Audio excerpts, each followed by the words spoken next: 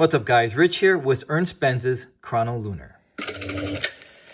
So we're going to do something a little bit different today because we are going to feature 3 different editions all within the ChronoLunar collection, because this is part of a tour review for certain reviewers, and then we signed a special presentation box, and then the watches are sent off to charity. I'm not sure which charity yet. I think that is still to be determined. So charity angle aside, spoiler alert, Ernst Benz watches are pretty spectacular. These are just really awesome watches, and I'm not going to just save that for the end of the video because I am a really big fan of them. I adore their watches, and I think a lot of us are probably familiar with the name or the branding Ernst Benz, but maybe we didn't have the opportunity yet to experience their watches, and I have recently, and I can tell you that these are actually really positive watches, just first rate all around. Ernst Benz does a lot of different celebrity editions. They have collaborations with famous people such as John Barbados or famous athletes and other people and chefs. And sometimes those proceeds from those sales actually goes to charity. So Ernst Benz just has that high profile within the watch industry and a lot of people that support their watches. And I can see why. They just are really great. You know, sometimes we come across a great value watch or what we consider a great value watch in terms of price. And then we'll describe those watches as, well, it's a great watch that punches above its weight class. Well, Ernst Benz watches are not inexpensive. They are priced anywhere between $4,000 to more than $20,000, depending if we want a blinged out edition. But if we don't talk about the blinged out versions, I think we can say that these are probably priced in the mid luxury price point. But the quality of these watches are just first rate. So what I'm trying to say is that we will not be able to, if we're not aware of the branding or the naming or the price, when we handle their watches, we're not going to say, well, this is a $1,500 or $2,000 watch at most. That's not realistic. And I could tell that the moment I picked this watch up. This is just a really first-rate watch. The case is meticulously finished, just flawlessly done. It has great depth and layers to it, even though it is a entirely polished case, but it has a true depth to it, which really gives it that true like mirror-like finishing. It doesn't have that opaque or that hazy type of finishing on a polished case. Just really well done. This is my favorite edition out of the 3 because I like my chronographs a little bit on the larger side, between 42 to 44 millimeters, but it's also has a great color dial. So hopefully you can see why I like this so much. This is on the white dial, but really it's more of an off-white, and I like these gold numerals a lot. And in between each numeral, they are loomed. So we have the loomed numerals and then the loomed cathedral, hour, and minute hand. Below 12 o'clock, we see the month and the day that shares space with the 30-minute register, and then we have the 24-hour register and the seconds hand at 9 o'clock.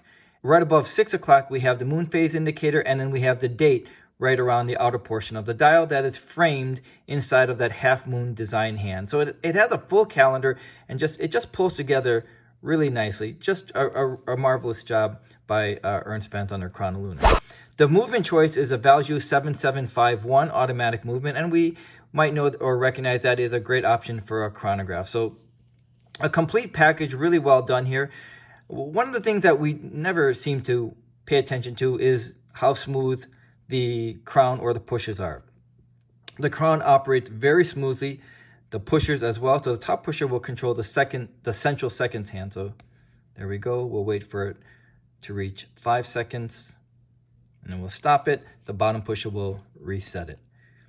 So while we don't usually pay attention to things like this, like the crown or the pushers, these are great details that I kind of nitpick when I'm looking at a watch, and I like to watch a lot. I look for all of these subtle details. The details are really great. They did a great job with the smooth operating functions of the crown and the pusher. So everything you would expect in a high-end watch is what Ernst Benz does here. However, the crown is not a screw-down crown. So you know, if we're fine if we're in the rain and we want to go from our car to the office or to the grocery store, we'll be fine. But it is sealed with a double O-ring, so I'm actually fine with that. It's still, a chronograph is not the kind of watch that I would take into the waters, but you know, we all come across, you know, the rainy season, but it would actually be fine with that. Just again, first rate all around. The strap is a genuine Louisiana alligator strap, and we can see how thickly padded this is. This is just one of the nicest hand-stitched alligator straps that I've come across. Just really, really great job with this. And there is their signed buckle. So, you know, when we're talking about chronographs, this is, size really matters, right? But Ernst Benz actually offers different sizes for us. So this is in the 44 millimeters, and then we're going to see it in the 40 millimeters. And they all share the same value, 7751 automatic movement, and they have a really cool custom rotor. So 40 millimeters, 44 millimeters. The 40 is fine, but with all the complications that it has going on, I actually do like a lot. I like it a lot in 44 millimeters. This is in the 47 millimeters. Has that sort of a like lime green numerals there with the black dial. All the same, they all use the same movements and water resistance as well. One of the things that I didn't actually cover is the water resistance. So I talked about this, the crown having sealed with a double O-ring, but it is water resistant to 50 meters. So, you know, I think those specs are fine for a watch like this. So at the top of the video, I talked about Ernst Benz watches not really being inexpensive, because they're not. But, you know, whenever we talk about watches that reach a certain price point, it's inevitable for us not to compare it and say, well, you know, for that kind of money, I would rather have this or that or the other, right? We just do that by nature. So I don't really like to compare watches by the prices. It's what you really like.